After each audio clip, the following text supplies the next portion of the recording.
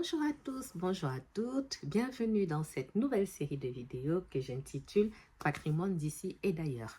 Vous êtes sur Klebs Experiences et moi je suis Claude Polibombogo, une femme multipotentielle qui a fait le choix de partager avec vous sur cette chaîne YouTube du contenu en lien avec ses thèmes de prédilection. Donc ils sont dans le droit parce que je suis avocat, l'entrepreneuriat parce que je suis à la tête de 2 entreprises et que je m'intéresse de manière globale au monde des affaires, la foi parce que je suis une fervente croyante, je suis une chrétienne évangélique et que je suis une femme de foi, une femme de feu.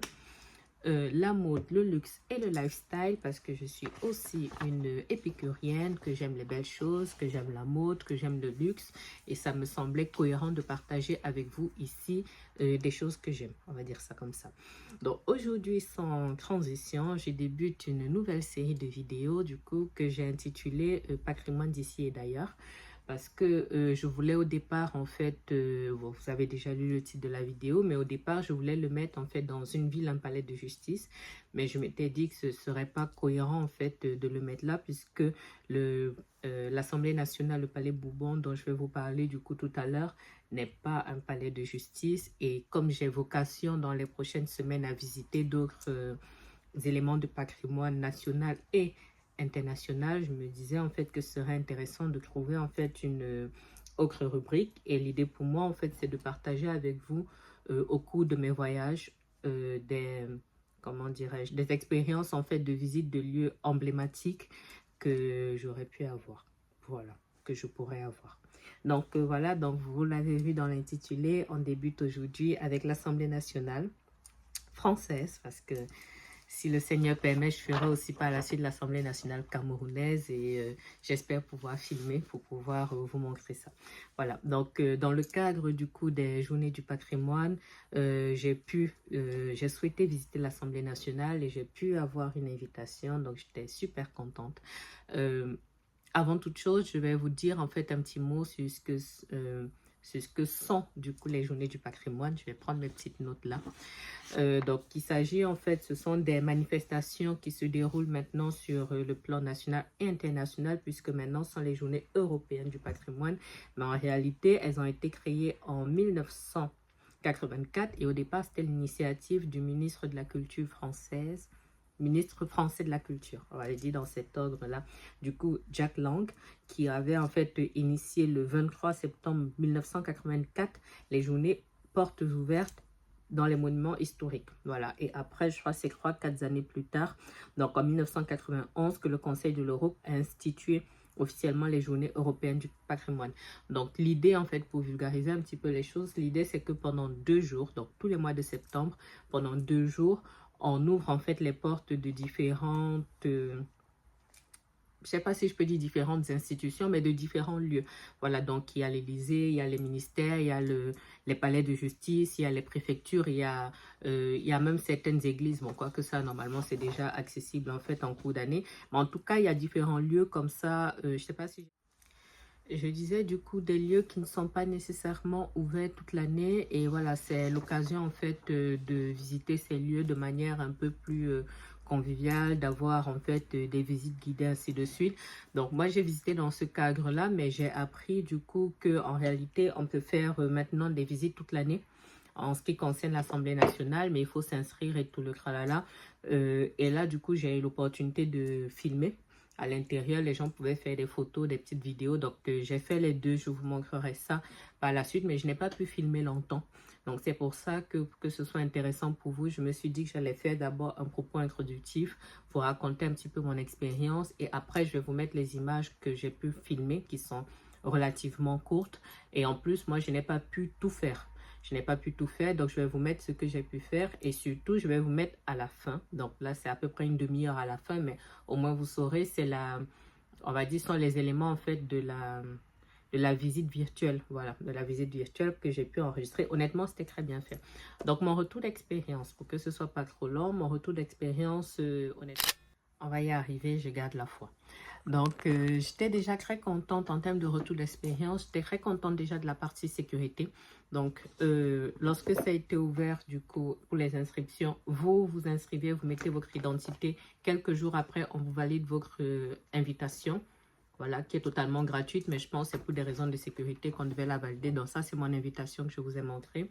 On valide du coup votre invitation sur place, vraiment très sécurisé. Un peu comme dans les aéroports, pièce d'identité, invitation, vous passez les portiques de sécurité, tout le tralala. Moi, je suis très portée sur la sécurité, donc j'aime beaucoup ça. Je vous mets dans des photos de moi, mon passage. Voilà, je vous mets des photos de mon passage. Je pense que c'est à titre réceptionnel, comme je disais, que les gens ont pu faire en fait des photos et des vidéos. Il y avait en fait un QR code que vous pouviez scanner pour avoir accès à la visite.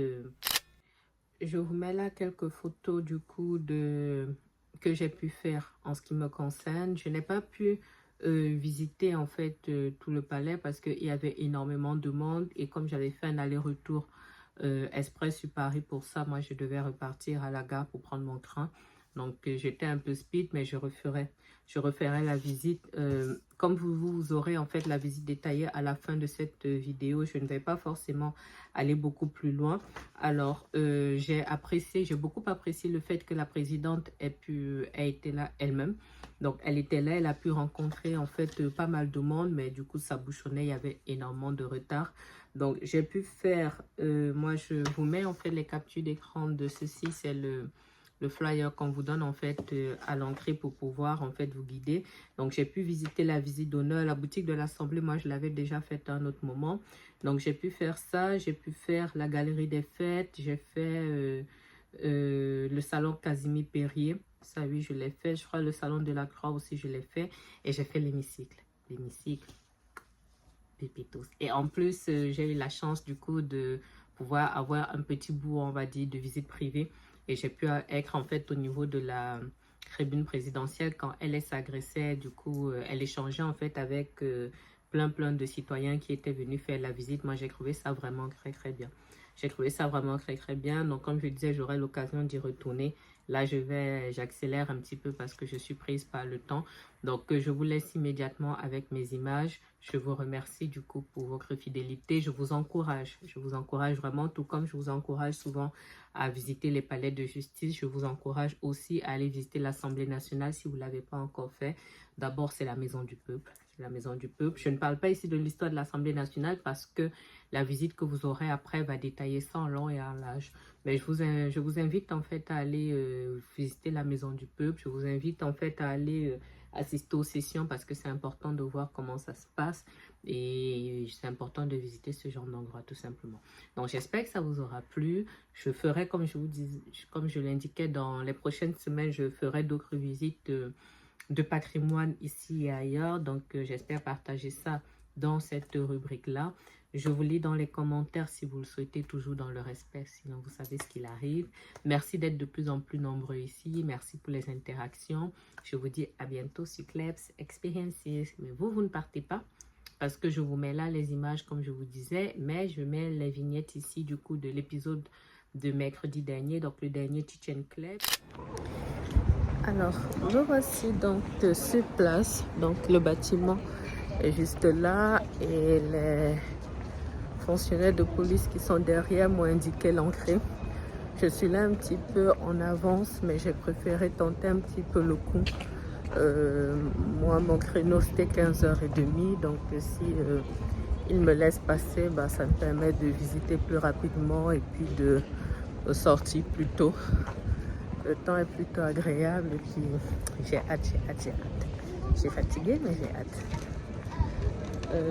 Ici, il y a une boutique en fait, mais j'étais déjà venue là la dernière fois parce qu'il faut savoir qu'à moins de 10 minutes d'ici, il y a la maison de la chimie. Et c'est là-bas en fait que j'avais fait une formation en janvier de cette année. C'était les états généraux du droit de la famille et du patrimoine. Donc j'étais déjà venue là. Il y a plein de beaux souvenirs quand même donc, que j'avais pu avoir. Il n'y a que cette brasserie que je n'ai pas pu tenter encore, que je n'ai pas pu tester encore, la brasserie Le Bourbon. Donc peut-être la prochaine fois. Bon, il y a pas mal de sécurité là, je vais passer la sécurité d'abord.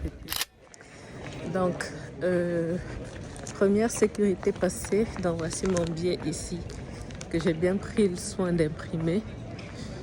Alors, On m'a fait passer ici. Il y a un rang devant, donc je vous montre le bâtiment là. Il y a quand même pas mal de sécurité, hein. Et il y a un énorme rang. Là, 1000 ans plus tard, la sécurité est enfin passée, donc on va pouvoir entrer très sécurisé. Alors, on a ce panneau-là de bienvenue. Il y a un QR code qu'on peut scanner en fait et puis qui nous permet de télécharger un truc qui nous permet en fait de faire une visite virtuelle. Donc je vais filmer juste rapidement la grande cour et puis je partirai moi sur mon QR code pour voir comment... Ah, c'est beau. C'est très beau et c'est grand. Bon, il y a un peu moins de monde parce qu'on est dimanche après-midi.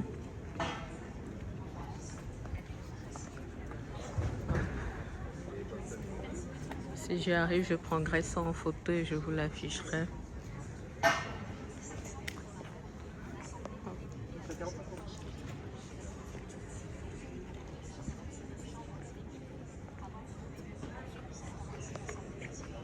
Et voilà l'autre grande entrée où je vais, l'entrée du palais où je vais aller tout à l'heure.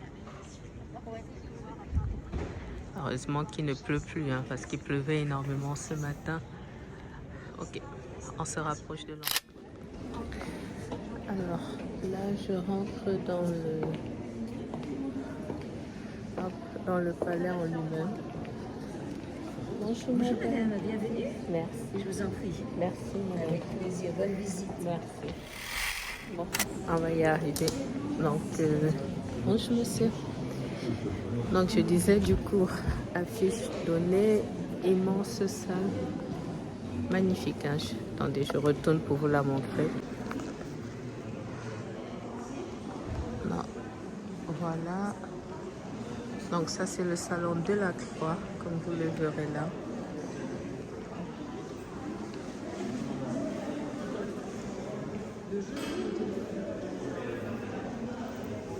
Je vais essayer de voir en fait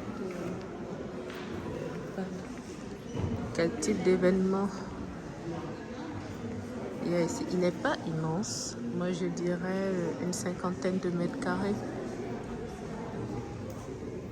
Et j'aime bien le fait qu'ils aient fait l'affiche normale et un peu l'affiche un peu BD, parce que je pense que ça va plus intéresser les enfants effectivement. Allez. Donc, je poursuis la visite. C'est beau, hein? Ça valait le déplacement et il y a certes du monde, mais pas autant que je l'aurais cru. Donc, c'est pas indigeste, on va dire ça comme ça. Donc, nouvelle salle, un salon Casimir Périer. Donc voilà, il faut que je fasse des photos en fait pour vous mettre. Donc, je vais filmer après le plafond. Donc comme ça, vous pourrez voir. Et surtout, la hauteur sous plafond, je pense qu'on est au moins sur une 50aine de mètres. Je pense qu'il faut que je devienne architecte ou constructeur.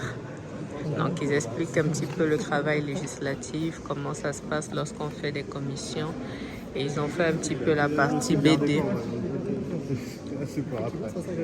Ils ont fait la partie BD un petit peu ici.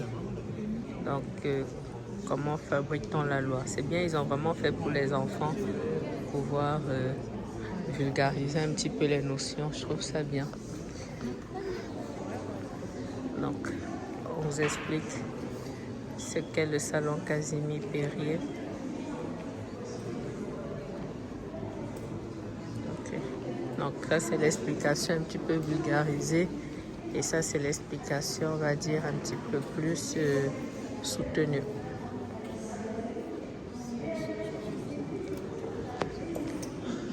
On poursuit la visite. Ah, c'est beau.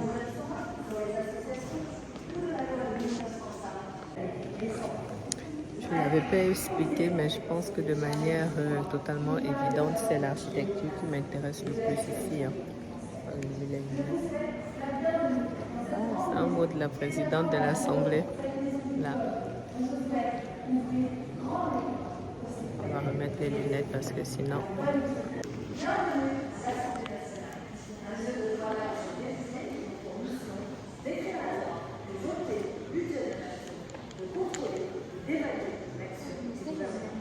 Mais c'est aussi un lieu de mémoire et un monument qui appartient à tous les Français.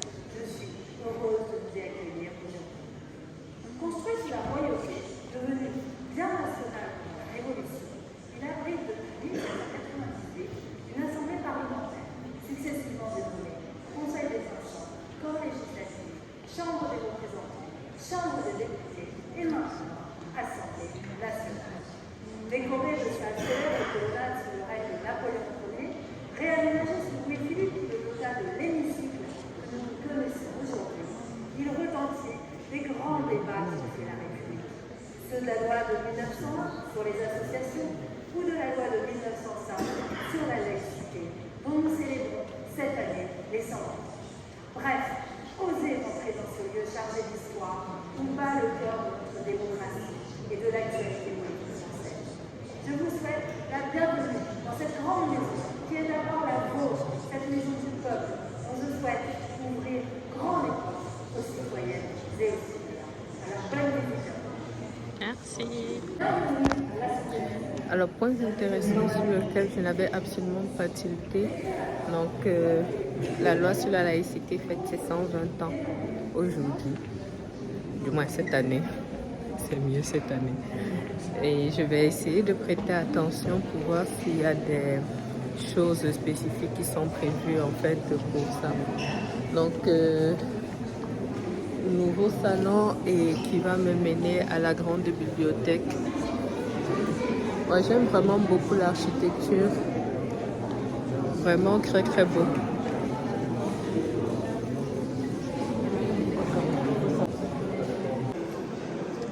Non, je disais ici collection de bustes du coup de Jean-Louis Debré. Donc entrée de la bibliothèque. Je ne sais pas si je vais pouvoir la faire puisque en réalité je suis déjà en retard dans quelques souvenirs. Mais c'est à peu près la même chose que dans la boutique de souvenirs que je vous ai montré à l'entrée. Là où j'avais déjà eu l'occasion d'acheter des choses l'année dernière, au moins en janvier je crois. Après, vous allez filmer au fond, Quai d'Orsay. Ok. Juste à faire comme ça, pour récupérer la douce. Ok. Sans bouger.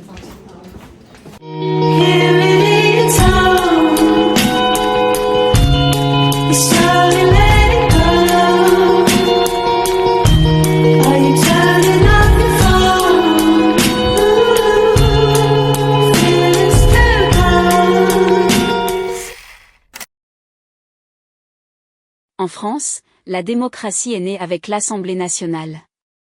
Depuis 1789, l'Assemblée des députés a plusieurs fois changé de nom pour s'appeler, par exemple, Corps législatif ou Chambre des députés, avant de redevenir en 1946 Assemblée nationale.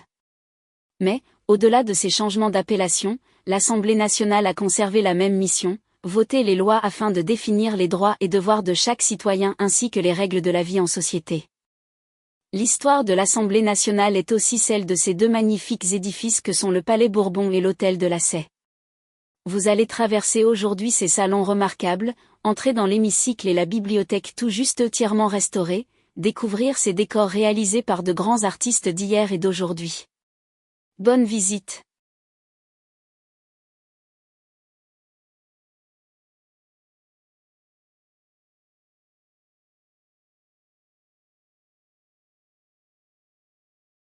Combien y a-t-il de députés à l'Assemblée nationale?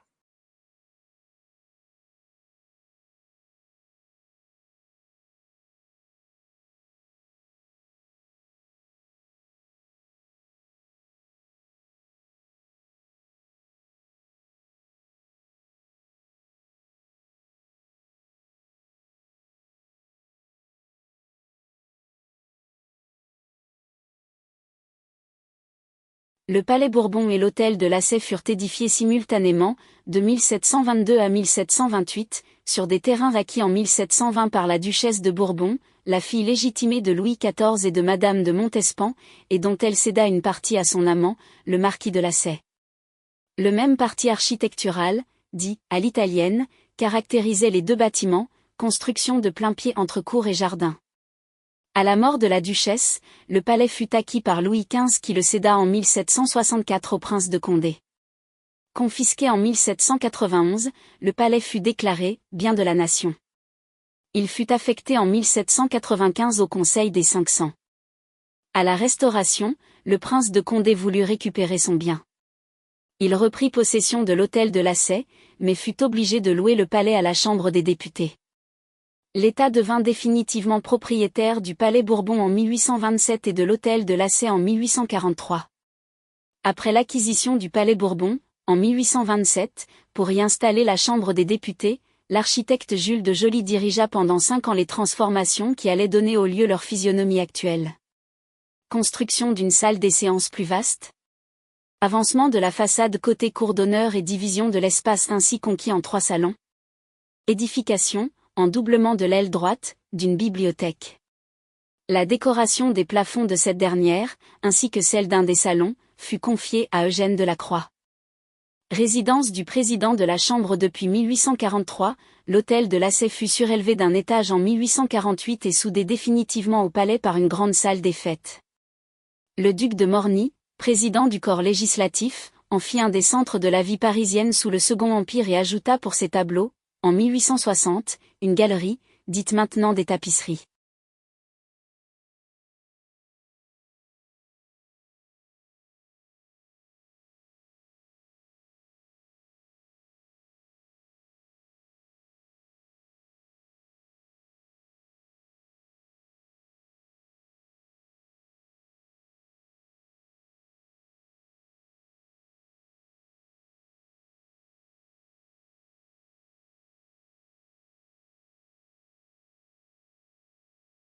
En quelle année une femme a-t-elle été élue pour la première fois?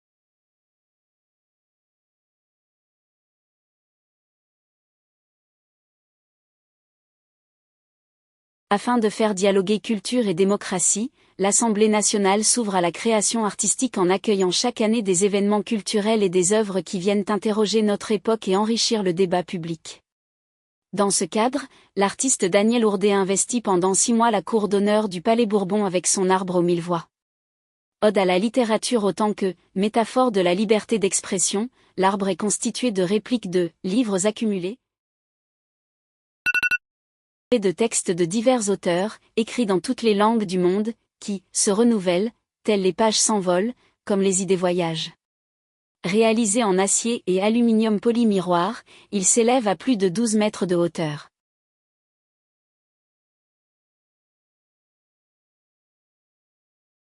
Monolithe de granit noir, la sphère des droits de l'homme est une œuvre de l'artiste américain Walter de Maria. Installée au centre de la rampe en fer à cheval qui permet d'accéder au Palais Bourbon depuis la cour d'honneur, elle est entourée d'un hémicycle où sont gravés le préambule et les 17 articles de la Déclaration des droits de l'homme et du citoyen de 1789. Ce monument a été réalisé à l'occasion du bicentenaire de la Révolution française. L'Assemblée nationale tenait à doter le Palais Bourbon d'une œuvre rappelant le caractère universel et intemporel des droits de l'homme tels qu'ils furent proclamés en 1789.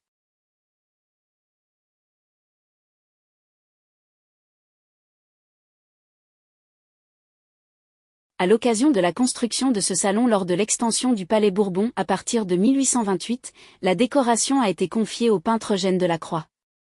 Au plafond et sur la frise voisine, sont représentées la justice, l'industrie, la guerre et l'agriculture.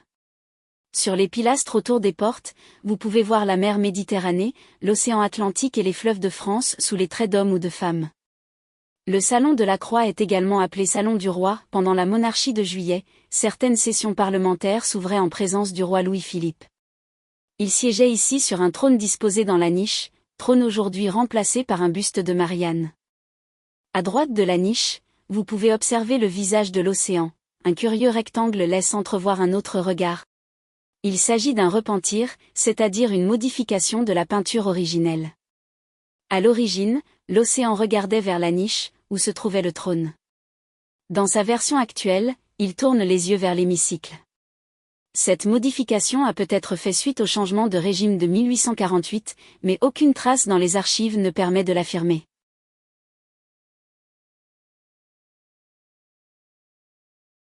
Le salon Casimir-Perier est la salle que les ministres traversent habituellement pour se rendre dans l'hémicycle. C'est notamment le cas les mardis, lorsqu'ils répondent aux questions au gouvernement. Comme la salle des 4 colonnes, l'architecture de cette pièce fait référence aux grands édifices de la Grèce antique, avec ses colonnes cannelées aux chapiteaux corinthiens et son plafond à caisson, voûté en berceau. Vous vous trouvez dans le temple des lois. Des niches abritent des statues de légistes historiques, parmi lesquels celui qui a donné son nom à cette salle, Casimir-Perier. À partir de 1817, il siège à plusieurs reprises comme député avant d'être le premier président de la Chambre de la monarchie de Juillet.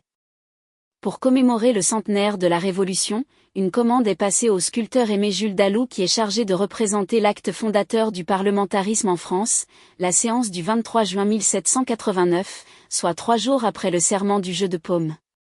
Au centre de la composition, face au marquis de Dreux-Brézé reconnaissable à sa canne et à son chapeau qu'il a gardé devant les députés du tiers-état, est représenté Mirabeau, à qui l'on prête cette célèbre phrase « Nous sommes ici par la volonté du peuple et nous n'en sortirons que par la force des baïonnettes ». D'abord en plâtre, l'œuvre ne fut réalisée en bronze qu'en 1891. Exécutée d'un seul jet par le fondeur Eugène Gonon, la fonte constitue un véritable exploit technique en raison de la complexité du modèle et de sa taille, 6 mètres et demi de longueur sur plus de 2 mètres de hauteur.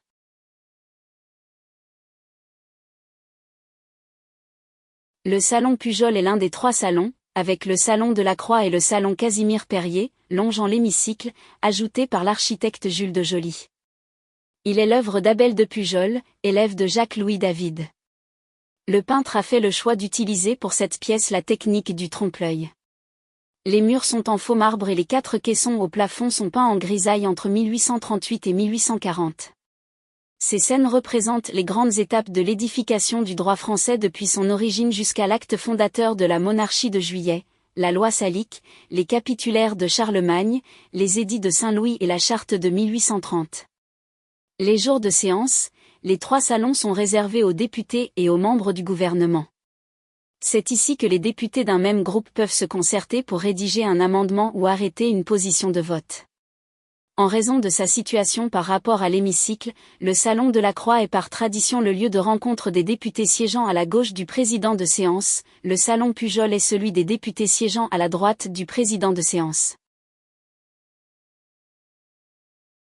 Le salon des Mariannes a été conçu dans un souci de symétrie par rapport à la salle des 4 colonnes. Il accueille une collection de bustes de Marianne au style très différent. La figure de Marianne est le symbole de la République française et par extension de la France.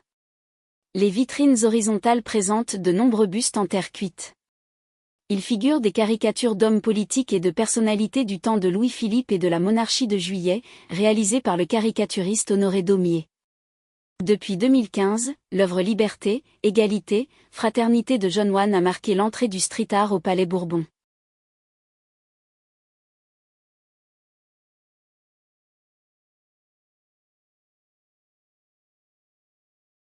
Conçue en 1831 par l'architecte Jules de Joly, la nef de la bibliothèque est célèbre pour ses plafonds peints par Eugène Delacroix entre 1838 et 1847. À chaque cul-de-four, les 2 grandes peintures symbolisent la paix et la guerre, d'un côté, Orphée, porteur d'avenir, enseignant aux Grecs les arts de la paix, de l'autre côté Attila, porteur de mort, ravageant l'Italie et les arts. Les 5 coupoles rappellent la classification traditionnelle adoptée alors dans les bibliothèques et illustrent les activités de l'esprit, la législation au centre, la philosophie et la théologie de part et d'autre, la science et la poésie aux extrémités. Riche de 700 000 volumes, dont 70 000 dans cette salle même, la bibliothèque possède des pièces rares comme la Marseillaise écrite de la main de Rouget de Lille, ainsi que des manuscrits d'articles et de discours d'Alphonse de Lamartine, Victor Hugo, Georges Clémenceau, Jean Jaurès, témoignages de notre histoire nationale, républicaine et parlementaire.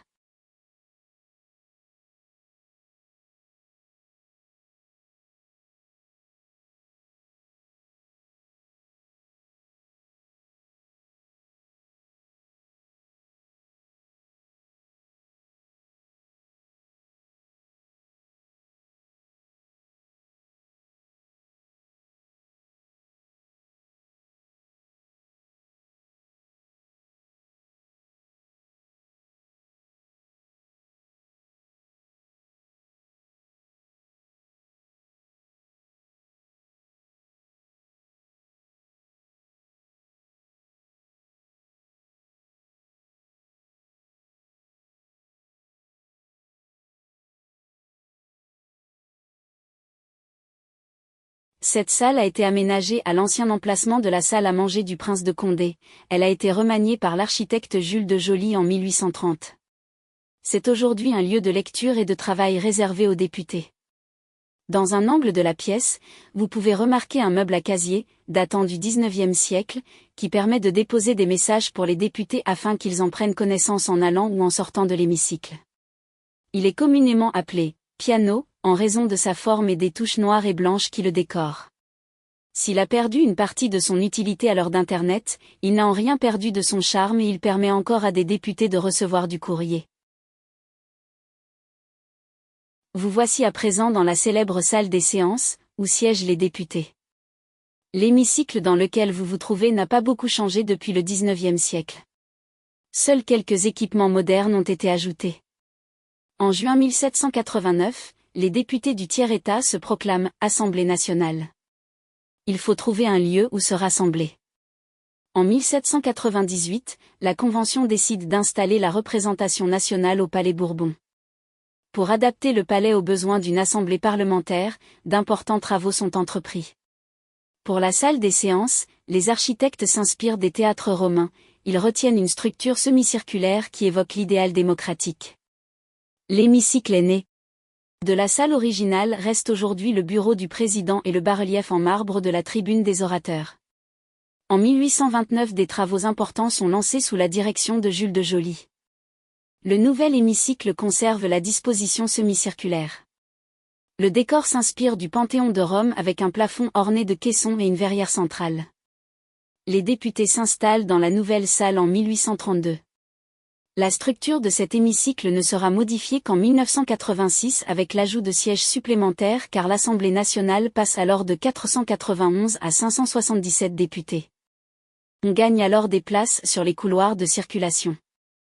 La tribune de l'orateur est située juste en dessous du bureau du président de séance qu'on appelle « perchoir » en raison de sa position en surplomb de l'hémicycle. De sa place, le président de séance dirige les travaux de l'Assemblée et voit tout ce qui se passe dans la salle.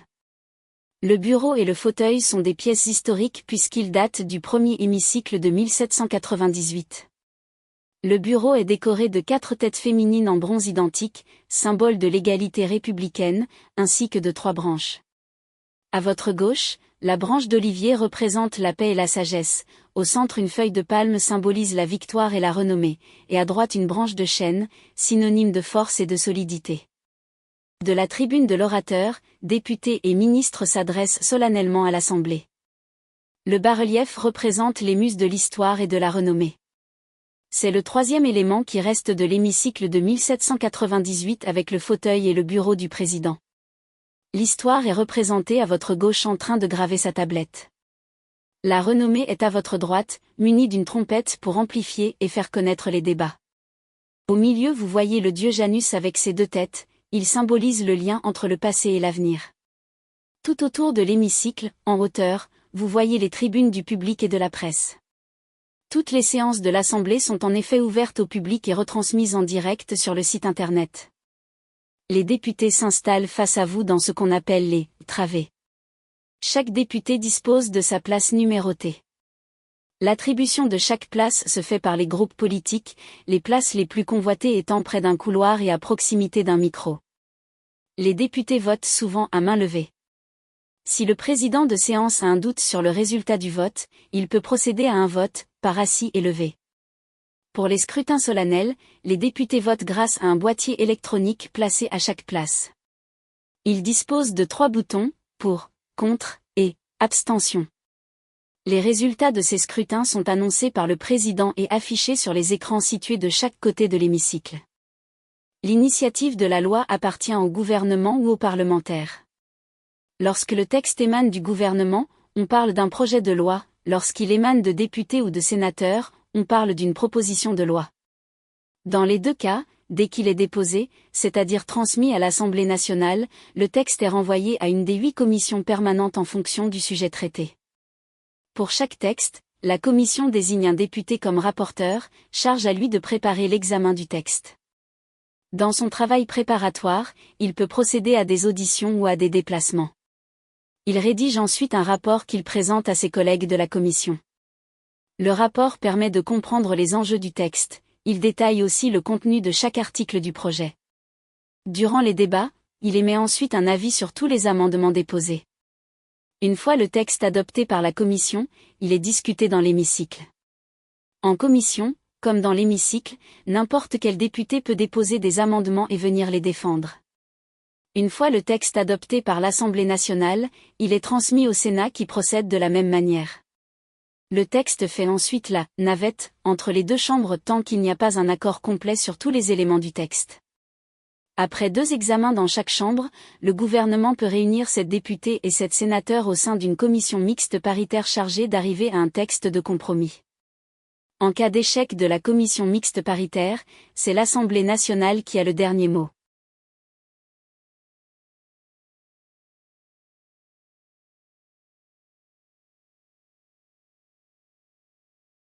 La salle des pas perdus, du fait de sa proximité avec l'hémicycle, est un lieu de passage et de rencontre. Les chaînes de télévision y organisent leur duplex, en direct du Palais Bourbon. Le motif central du plafond, œuvre d'Horace Vernet, symbolise la paix, les 2 sujets à gauche et à droite représentent les génies de la vapeur sur terre et sur mer, symbolisant ainsi le progrès, thème cher au XIXe siècle. Selon un cérémonial ancien toujours en vigueur, la présidente de l'Assemblée nationale traverse cette salle, après avoir traversé la galerie des fêtes, pour se rendre dans la salle des séances. Elle est alors entourée d'une doublée d'honneur de gardes républicains, qui l'accueillent au son des tambours. La présence de la garde est symbolique, pour montrer que l'armée est chargée de protéger la République.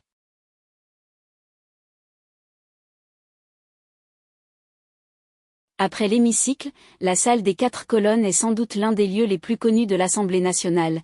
C'est en effet ici que les journalistes interviewent les députés les jours de séance. Cette salle doit son nom à son architecture caractéristique. Les parlementaires la traversent pour aller des salles de réunion vers l'hémicycle. 4 niches abritent des statues de législateurs de l'Antiquité, qui décoraient l'hémicycle de 1798. 2 bustes encadrent l'entrée de la galerie menant à la bibliothèque. Il s'agit d'un hommage à 2 personnalités marquantes de l'histoire politique de notre pays, Olympe de Gouges et Jean Jaurès. 2 monuments honorent la mémoire des députés et des fonctionnaires morts pour la France lors des 2 guerres mondiales du XXe siècle. Lorsque l'Assemblée siège, hormis les députés et les fonctionnaires habilités, aucune personne ne peut aller au-delà de cette salle, c'est le périmètre sacré.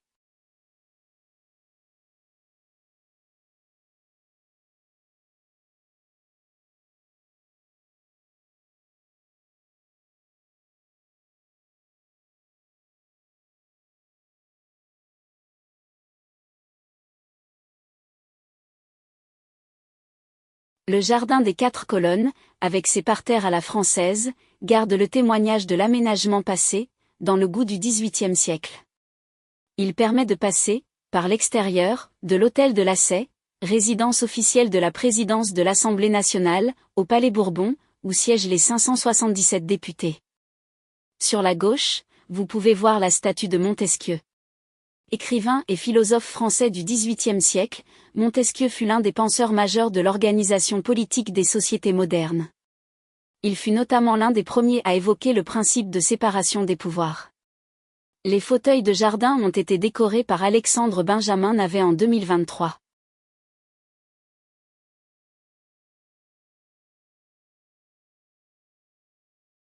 Le vestibule est l'unique pièce du bâtiment conçue par l'architecte italien Giardini à avoir traversé le temps.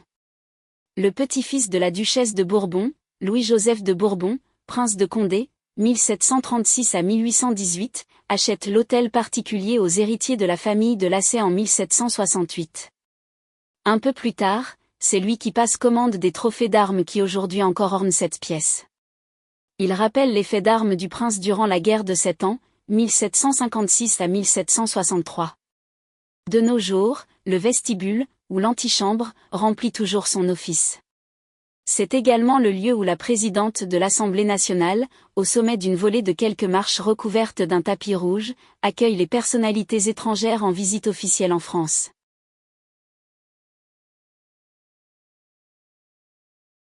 D'après les plans de Giardini, architecte de l'hôtel de Lassay, cet espace était initialement dévolu à une chambre avec lit en niche. En 1846, Jules de Joly, architecte du Palais Bourbon en charge de la restauration et de l'agrandissement du bâtiment, choisit d'en faire le grand salon d'attente. Aujourd'hui, ce salon permet toujours de faire patienter les invités de la présidente de l'Assemblée nationale. Il est également utilisé pour des entretiens diplomatiques, des conférences de presse ou comme salle à manger. Les stucs faux marbre qui ornent les murs sont à l'origine de la dénomination de cette pièce, le salon des stucs. Comme c'est le cas pour les 4 salons de l'hôtel de Lassay situés côté jardin, les scènes représentées par les peintures des dessus de porte, réalisées par François-Joseph Heym, donnent son identité au salon des jeux.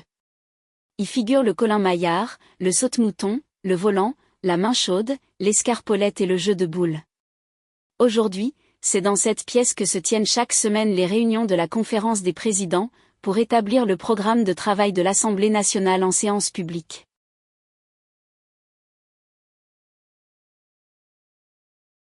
Ce salon doit son nom aux allégories des saisons représentées au-dessus de ses portes d'accès.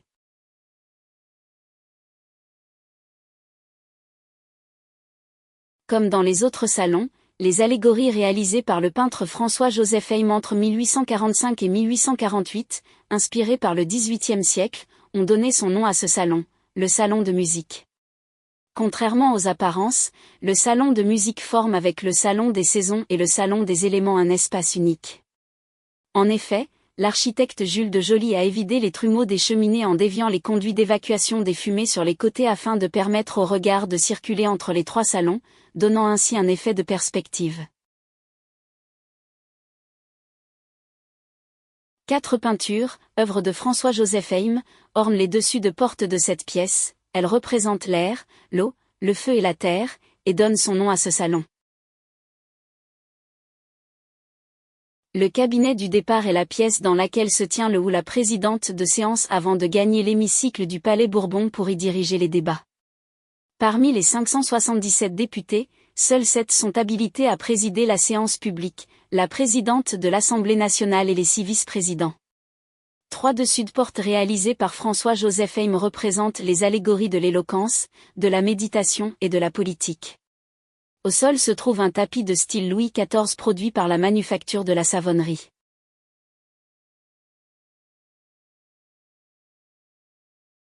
La Galerie des Fêtes tient lieu de trait d'union entre le Palais Bourbon et l'hôtel de Lassay, siège de la présidence de l'Assemblée nationale. Au temps de la duchesse de Bourbon, cette grande galerie était un jardin. La Galerie des Fêtes, telle que vous la voyez aujourd'hui, a été inaugurée en 1848. Avec une alternance de grandes ouvertures cintrées et de pilastres, la composition de cet espace rappelle la célèbre galerie des glaces du château de Versailles. Le décor a été confié au peintre François-Joseph Heym. Sur la gauche, la Galerie des Fêtes est doublée par la Galerie des Tapisseries, aménagée en 1860. La Galerie des Fêtes est utilisée pour accueillir des colloques et des expositions, ainsi que des cérémonies officielles offertes en l'honneur de personnalités étrangères. La table de réception en acajou, appelée la « mille-pattes », car elle peut passer de 5 à 29 mètres de longueur grâce à son nombre impressionnant de pieds et à un ingénieux mécanisme de rallonge, est dressée selon les usages et met en valeur le savoir-faire des artisans français. Le service de table, en porcelaine, provient de la manufacture de Sèvres qui, depuis sa création en 1756, est le fournisseur officiel des cours d'Europe et de l'État. Chaque assiette représente un bouquet de fleurs multicolores, peintes à la main, chaque pièce étant unique. Certaines ont plus de 150 ans et datent de l'époque de Napoléon III. L'argenterie a été réalisée pour l'essentiel dans les années 1850 à 1860 en métal argenté par la maison française Christofle. Elle est caractéristique des styles appréciés à cette période pour décorer les tables. Les surtout font souvent figurer des enfants ou angelots, en allégorie pour symboliser une activité ou une saison, et des loups, renards, biches et autres animaux de la forêt, sur le thème de la chasse. Les verres proviennent de la cristallerie de Saint-Louis, une manufacture historique des Vosges qui illustre une fois de plus le savoir-faire exceptionnel des artisans français dans les arts de la table.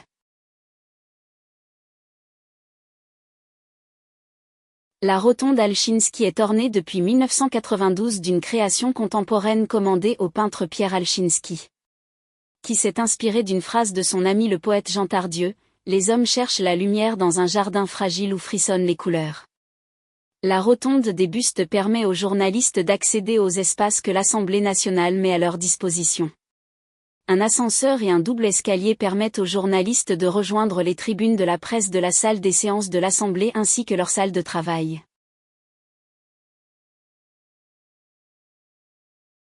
La façade nord du Palais Bourbon, telle qu'elle nous apparaît aujourd'hui, a été suggérée dès l'an 1800, par Bernard Poyet, architecte en titre du palais, puis décidée par Napoléon Bonaparte.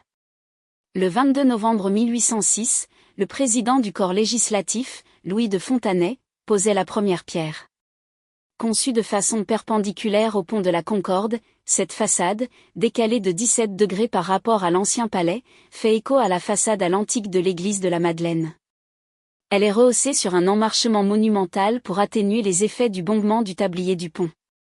La sculpture initiale du fronton a été remplacée en 1816 par un bas-relief en plâtre sculpté par Alexandre Évariste Fragonard, lui-même remplacé, en 1841, par celui en pierre de Jean-Pierre Cortot actuellement visible, intitulé La France, entre la liberté et l'ordre public. Le dernier changement relatif au fronton eut lieu en 1947 lorsque l'inscription « Chambre des députés » fut remplacée par les mots « Assemblée nationale ». Pendant 6 mois, jusqu'en septembre 2025, l'artiste Elsa Tonkoviak investit les marches devant la colonnade du Palais Bourbon en installant une œuvre colorée, Écho, spécifiquement créée pour l'occasion. Cette « carte blanche », visant à célébrer le dialogue entre l'art contemporain et le patrimoine, qui s'inscrit dans le paysage patrimonial urbain majestueux des quais de Seine, est une invitation à la contemplation, à redécouvrir le bâtiment de l'Assemblée nationale, et à tendre l'oreille, selon les mots de l'artiste. Parmi les prodiges de la nature, l'écho est une persistance du son en continu ou répété, après l'action. Cette magie naturelle est associée à une répercussion, comme celle de la lumière au contact de l'eau. Ce projet pictural peut se lire comme un écho, à celui des mots et des pensées qui s'accordent ou se confrontent, un rebond en couleur pour évoquer les nuances, les trajectoires, les cohabitations et les frictions, comme autant de teintes, autant de voix dans l'enceinte du Palais Bourbon, pour représenter les voix du dehors.